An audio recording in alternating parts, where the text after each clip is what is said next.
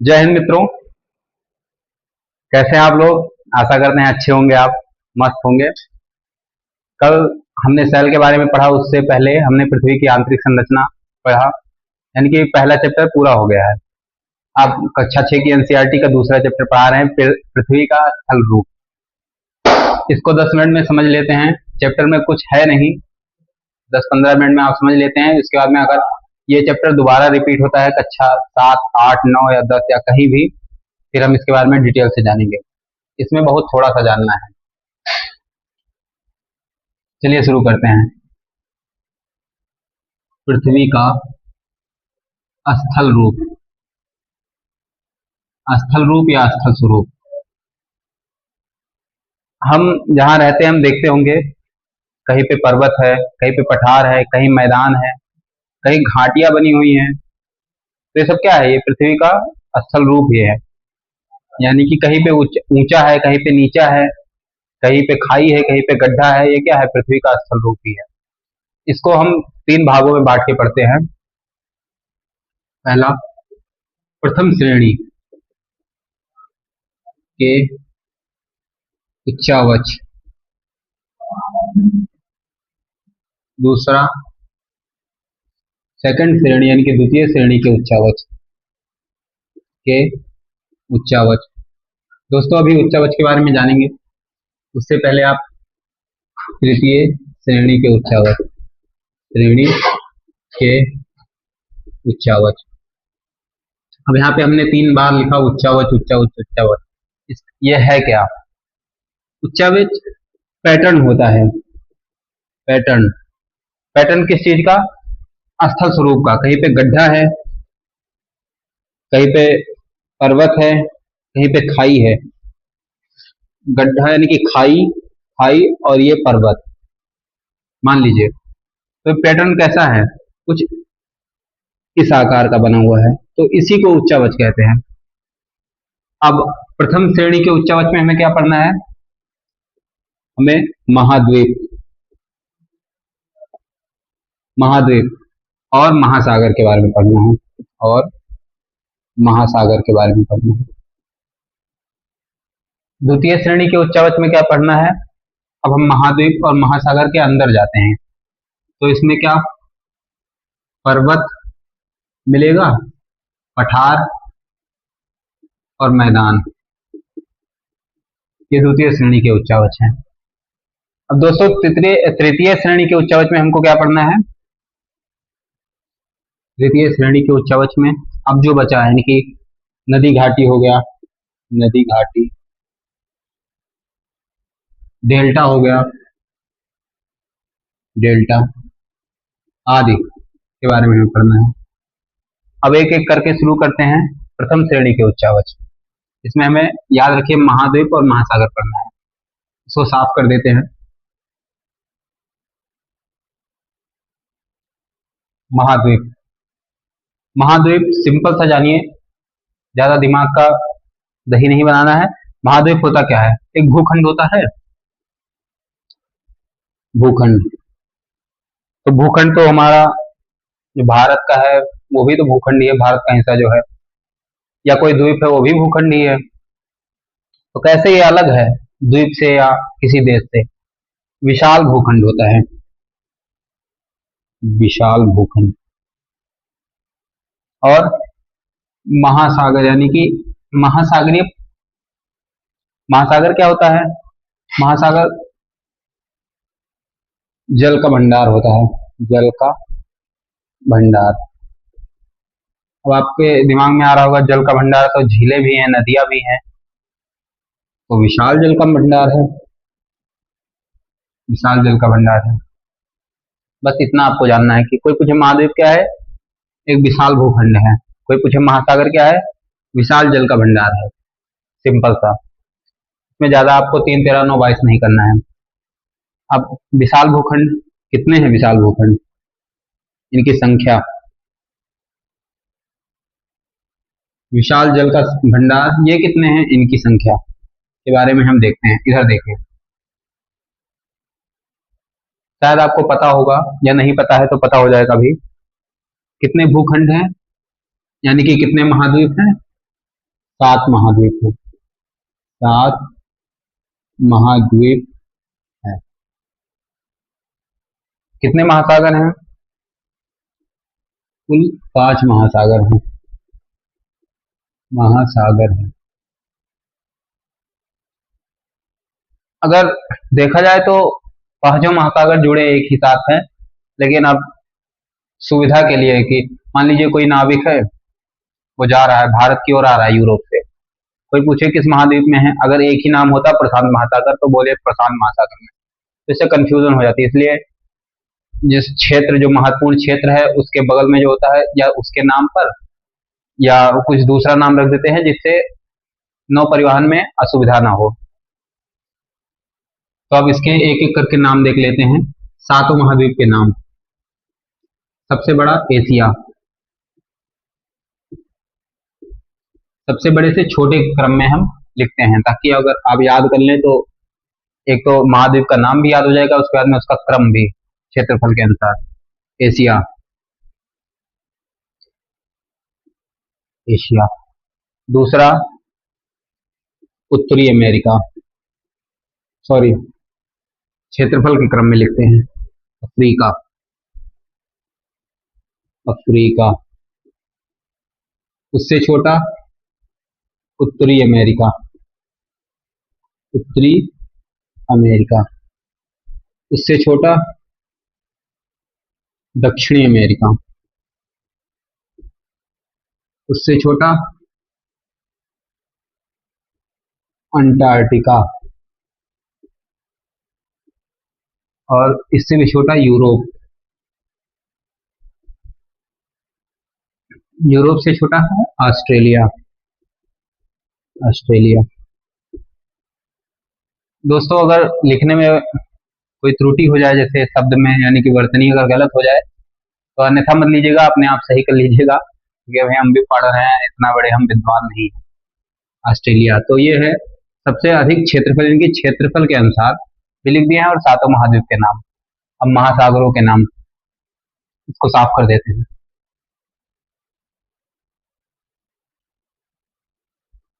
5 महासागर के नाम। पहला और सबसे बड़ा प्रशांत महासागर, प्रशांत महासागर, अंग्रेजी में पैसिफिक ओशियन कहते हैं। दूसरा हिंद महासागर, हिंद महासागर। तीसरा अटलांटिक, अटलांटिक महासागर, अटलांटिक महासागर। ये मार्कर नहीं चल रहा है, दूसरा ले लें। तीसरा अटलांटिक महासागर हो गया। सबसे बड़ा है प्रशांत महासागर, हिंद महासागर, उसके बाद फिर अटलांटिक महासागर। अटलांटिक महासागर के बाद चौथा आर्कटिक, आर्कटिक महासागर। पांचवा है अंटार्कटिक महासागर, अंटार्कटिक महासागर भी कह सकते हैं, और अधिकतर पुस्तकों में आपको दक्षिण महासागर मिल जाएगा, दक्षिणी महासागर, दक्षिणी महासागर। तो अभी तक हमने पृथ्वी का स्थल रूप नामक पाठ में क्या क्या पढ़ा, कि होता क्या है स्थल रूप, क्या हम अपने आसपास उसको देख सकते हैं? बिल्कुल देख सकते हैं। उसके बाद में इसको कितने श्रेणियों में बांटा गया है? 3 श्रेणियों में बांट के पढ़ा जाता है। तीनों श्रेणी, पहली श्रेणी में हमने पढ़ा महाद्वीप और महासागर क्या होते हैं और वो कितने हैं, संख्या के बारे में पढ़ चुके हैं। अब द्वितीय श्रेणी शुरू करते हैं। बस इतना ही पर्याप्त है, इससे ज्यादा भी आपको जानने की जरूरत नहीं है। सेकंड श्रेणी में क्या है? पर्वत, पठार और मैदान। पर्वत क्या होता है? चित्र देख के आप बताइए पर्वत क्या होता है। पठार का भी बना देते हैं, पठार, फिर मैदान। चित्र से ये स्पष्ट है कि जो पर्वत है वो ऊंचा है, उसकी आकृति त्रिकोणीय है, यानी कि जो उसका आधार है वो चौड़ा है और जो शिखर है वो संकुचा है। पठार क्या होता है? आकृति से ये देखने में मिल रहा है कि ऊंचा तो ये भी है, लेकिन ये किसकी अपेक्षा? मैदान की अपेक्षा ऊंचा है, लेकिन पर्वत से छोटा है। मैदान क्या होता है? बिल्कुल समतल है। बस इतना ही जानना है आपको कि पर्वत क्या होता है। ऊंचे उच्चावच या ऊंचे उच्चावच या ऊंचे उच्चावच वच को पर्वत कहते हैं। पर्वत कहते हैं। पठार क्या होता है? मैदान से ऊंचे, मैदान से ऊंचे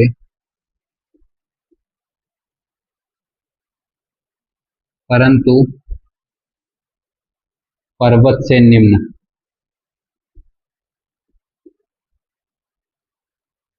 पर्वत से निम्न उच्चावच को पठार कहते हैं। एक एक उदाहरण लिख लेते हैं। पर्वत का कोई उदाहरण, हिमालय मान लीजिए, हिमालय पर्वत या हिमालय पर्वत श्रेणी। पठार का उदाहरण तिब्बतन पठार, तिब्बतन पठार। मैदान, मैदान क्या होता है? देखने से लगता है कि समतल, समतल उच्चावच मैदान, यानी कि समतल उच्चावच को क्या कहते हैं? मैदान। जितना हम लिख रहे हैं बोर्ड पे, बस इससे ज्यादा आपको भी जानने की जरूरत नहीं है। किसी भी परीक्षा में पहली बात परिभाषा आएगी नहीं। अगर कोई आप कंपटीशन एग्जाम दे रहे हैं तो ये नहीं पूछेगा कि पर्वत की परिभाषा दीजिए या पठार की परिभाषा दीजिए मैदान की। आपके समझ के लिए, क्योंकि हमने शुरुआत में ही बताया कि बच्चे ये तो जानते हैं कि सबसे ऊंचा पर्वत माउंट एवरेस्ट है, लेकिन अगर कोई उनसे पूछ ले कि भैया पर्वत होता क्या है, तो शायद ना बता पाए। उनके लिए ये कक्षा बहुत ज्यादा इंपॉर्टेंट है। कल कदाए आपके भाई ही आपसे पूछें कि भैया ये बताइए मैदान क्या है, तो आप कुछ भी नहीं बता पाएंगे उसके बारे में। लेकिन अगर आपको ये आइडिया है कि मैदान ऐसा होता है, समतल होता है, तो आप तुरंत बता देंगे समतल उच्चावच मैदान है। इसका उदाहरण गंगा का मैदान, गंगा का मैदान। तो दोस्तों, हम द्वितीय श्रेणी के उच्चावच पढ़ रहे हैं। उसमें हमने पढ़ा पर्वत क्या है, पठार क्या है, मैदान क्या है। अब इनका निर्माण बहुत ब्रीफ, मतलब कि बहुत छोटे में, बहुत संक्षिप्त में इनका निर्माण देख लेते हैं कि कैसे होता है। इनका निर्माण कैसे होता है? पर्वत का निर्माण कैसे होता है? मान लीजिए एक प्लेट है, एक एक्स प्लेट है, एक वाई प्लेट है।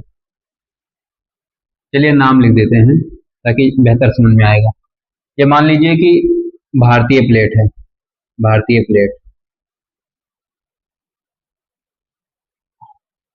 और ये रूस, रूस की प्लेट है, या चीन लिख लीजिए, चीन लिख लीजिए। खैर होती नहीं है कि भारत की प्लेट अलग नहीं है, ना कि चैन, ना कि चीन की प्लेट अलग है। ये एशिया का भाग है, और अब ये भी एशिया का भाग है, उससे पहले ये एशिया का भाग नहीं था। ठीक, भारतीय प्लेट है और ये चीन की प्लेट है, मानने के लिए माना। अब ये दोनों आपस में अगर टकराएंगी तो क्या होगा? जब दो गाड़ियां आपस में टकराती है तो क्या होता है? मान लीजिए इसके बीच में अगर मिट्टी हो और दो गाड़ी तेज से आके, देखिए यहां समझो, अभी तो ये एक ही है। मान लीजिए दो गाड़ी अगर आके टकरा जाती हैं तो ऐसे उठ जाता है कि नहीं उठ जाता है? तो यही उठा हुआ भाग ही पर्वत है। ये क्या है? पर्वत है। इसी प्रकार हमारे हिमालय का निर्माण हुआ है। जब दो प्लेटें आपस में टकराती हैं तब एक प्लेट नीचे, बहुत लंबी प्रक्रिया है, नीचे दूसरी प्लेट जो भारी प्लेट होगी उसके नीचे चली जाएगी हल्की प्लेट, यानी कि भारी प्लेट जो है वो हल्की प्लेट के नीचे धंस जाएगी घनत्व ज्यादा होने के कारण। वहां फिर ज्वालामुखी क्रिया होगी, ज्वालामुखी बाद में मैग्मा यानी कि लावा, लावा बाहर आ जाएगा, फिर लावा इकट्ठा होते होते होते होते पर्वत का निर्माण कर लेगा। कई प्रकार के पर्वत बनते हैं। तो एक उदाहरण दिए हैं कि पर्वत कैसे निर्माण होता है। कैसे होता है? दो प्लेट के अभिसरण अभिसरण या अपसरण। अपसरण क्या है? अपसरण ये है, एक प्लेट है मान लीजिए, यहाँ पे बीच में दरार आ गई किसी कारणवश, आंतरिक प्रक्रियाओं से होता है ऐसा। पृथ्वी के जो अंतर्जात बल हैं उन्हीं के कारण होता है। ये आगे की कक्षाओं में हम बताएंगे आपको इसके बारे में डिटेल से। भी कक्षा 6 की एनसीईआरटी के अनुसार ही हम आपको पढ़ा रहे हैं। मान लीजिए दरार आ गई, एक प्लेट उधर चली गई, एक प्लेट इधर, तो ये होता है अपसरण। और अभिसरण हमने बताया दो प्लेट का आपस में नजदीक आना अभिसरण होता है।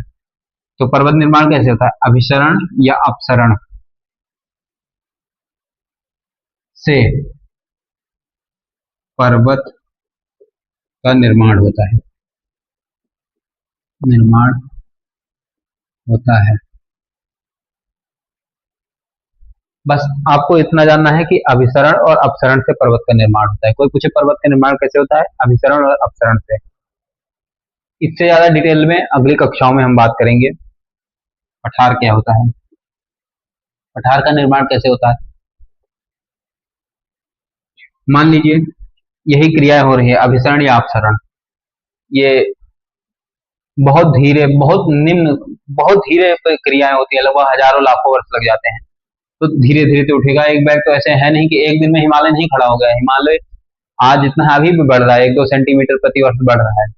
तो 1-2 सेंटीमीटर जब शुरुआत हुआ होगा तो शायद 2-3 सेंटीमीटर बढ़ा होगा एक साल में, ऐसे ही। यानी कि धीरे धीरे पर्वतों का निर्माण। जब कोई भूमि का हिस्सा उठ जाता है, भूमि का हिस्सा जब उठ जाता है, सिंपल में समझिए, मान लीजिए भूमि का हिस्सा था, ये किसी तरह उठ गया, बस ये अगर कम उठा होता है तो उसे पठार कहते हैं।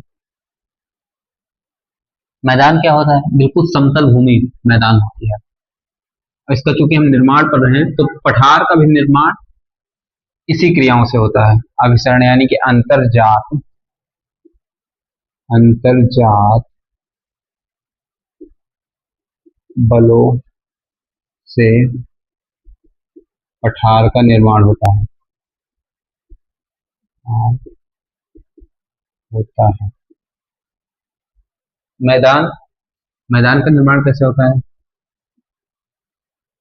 नदियों द्वारा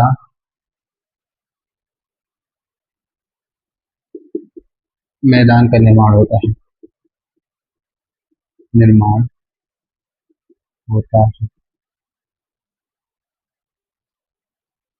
सिंपल सा, बिल्कुल सिंपल परिभाषा लिखे हैं। पर्वतों का निर्माण कैसे होता है? अपसरण अभिसरण, ये दो क्रियाएं होती हैं जिनसे पर्वतों का मुख्यतः निर्माण होता है। वैसे तो और क्रियाएं हैं। पठार, अंतर्जात बलों से पठार, खैर अंतर्जात बलों से अभिसरण, अपसरण ये भी होता है। मैदान, नदियों द्वारा मैदान का निर्माण होता है। कैसे? मान लीजिए कोई गड्ढा था, नदियां आ रही हैं, निक्षेपित, यहाँ पे निक्षेपण कर रही हैं। जो अवसाद लाती हैं नदियां, अवसाद लाके यहाँ पे निक्षेपित करती रहती हैं, निक्षेपित करती हैं। एक समय ऐसा आ जाता है कि निक्षेपित करते करते बिल्कुल इसको समतल कर देती है, मैदान का निर्माण हो जाता है। अपना गंगा का मैदान इसी तरह बना हुआ है। अभी तक हमने क्या देखा? द्वितीय श्रेणी के उच्चावच में पर्वत क्या है, पठार क्या है, मैदान क्या है, उसके उदाहरण हम देख चुके हैं। निर्माण कैसे हुआ ये देख लिया। अब इसके बाद में अब हम तृतीय श्रेणी के उच्चावच पर चलते हैं, नहीं तो ये क्लास बहुत लंबी हो जाएगी। तृतीय श्रेणी के उच्चावच, इसमें क्या पढ़ना है? नदी घाटी, नदी घाटियां, डेल्टा, ऐसी घाटी जो नदी द्वारा बनाई गई है उसे नदी घाटी कहते हैं। उदाहरण, ये कोई भूखंड है, यानी कि मान लीजिए कोई चट्टान है, चट्टान है। अब चट्टान ये दोनों अपसारित हो रहे हैं, यानी कि एक दूसरे से दूर जा रहे हैं, तो बीच में गैप आ गया है। बारिश हुई या नदी द्वारा, नदी द्वारा या फिर बारिश से द्वारा द्वारा इसमें पानी भर जाता है, पानी भर जाता है तो घाटी का निर्माण हो जाता है, ये नदी घाटी। डेल्टा क्या है? ये मान लीजिए सी है, समुद्र। यहाँ पे नदी आ रही है क्योंकि सारी नदियों का पानी समुद्र में ही विसर्जित होता है। कुछ एक दो अपवाद को छोड़ के, जैसे लूनी नदी हो गई, वो रास्ते में सूख जाती है। अगर नदी सूखती नहीं है तो किसी न किसी सागर में जाके मिलेगी, चाहे वो अरब सागर में जाए चाहे बंगाल की खाड़ी में। तो गंगा नदी है, बंगाल की खाड़ी में अपना जल विसर्जित करती है, वहां पे एक डेल्टा का निर्माण करती है। डेल्टा क्या होता है? ये नदी जो है अपने साथ अवसाद लेकर चलती है। अवसाद, छोटे छोटे महीन कण जो होते हैं उन्हें अवसाद कहते हैं। तो अवसाद इकट्ठा करती रहती है, तो हजारों करोड़ों वर्षों में बहुत बड़ी मात्रा में इकट्ठा हो जाता है। तो वहां कुछ भूमि टाइप का बन जाता है, स्थलाकृति बन जाती है, जहाँ पे मिट्टी की स्थलाकृति या छोटे कणों से जो बन जाती है समुद्र के जस्ट किनारे, उसे ही डेल्टा कहते हैं। डेल्टा, डेल्टा का उदाहरण सुंदरवन डेल्टा, सुंदरवन डेल्टा। तो सुंदरवन डेल्टा, कौन सी नदी सुंदरवन डेल्टा बनाती है? गंगा नदी, यानी कि गंगा नदी के अवसाद से निर्मित होता है। नदी घाटियां कैसे बनती हैं हम पढ़ चुके, डेल्टा कैसे बनता है ये भी हम पढ़ चुके हैं। इसके बाद में तीनों हो गया, तीनों श्रेणी के उच्चावच हम पढ़ चुके हैं। अब आज हमने क्या पढ़ा, 1 मिनट में रिवीजन कर लेते हैं। पृथ्वी का स्थल रूप, 3 श्रेणियों में इसको बांटा जाता है।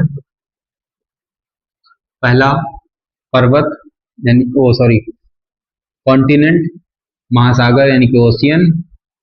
दूसरे में पर्वत, माउंटेन, पठार, पेनिसुला, और मैदान, सॉरी पर्वत, पठार और मैदान, हाँ मैदान। तीसरे में हमने क्या पढ़ा, नदी घाटियां और डेल्टा। इतना हम पढ़ चुके हैं। इसके बारे में बस इतना ही इस पुस्तक में दिया हुआ है। हाँ, थोड़ा एक चीज छूट गया है, माउंटेन, पर्वत के बारे में। पर्वत कितने प्रकार के होते हैं? तो इस पुस्तक में 3 प्रकार के पर्वत दिए हैं। 1 मिनट उसको भी देख लेते हैं। पर्वत 3 प्रकार के होते हैं। पहला वलित पर्वत, वलित पर्वत। दूसरा ज्वालामुखीय पर्वत। तीसरा भ्रंश पर्वत, भ्रंश पर्वत। अब ये कैसे बनता है वलित पर्वत? अभी हमने दिखाया, ये 2 प्लेटें हैं, मान लीजिए 2 प्लेटें एक दूसरे से टकराएंगी तो बीच में ये उठ रहा है, जो ये चीज है, ये वलित यानी कि मुड़कर।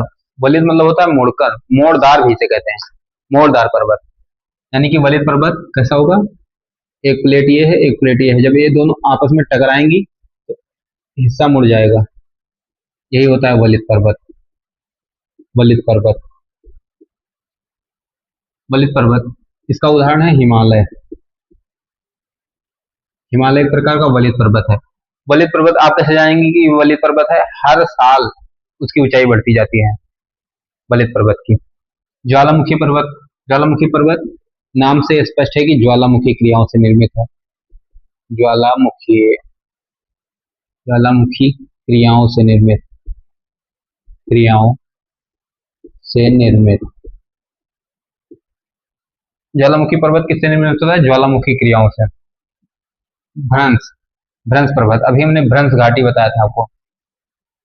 तो भ्रंश पर्वत क्या होता है, मान लीजिए एक प्लेट है, कोई एक चट्टान है, अब प्लेट मान लीजिए, इसमें तो चट्टान लिखा हुआ है, प्लेट है, इसमें दरार आ जाती है।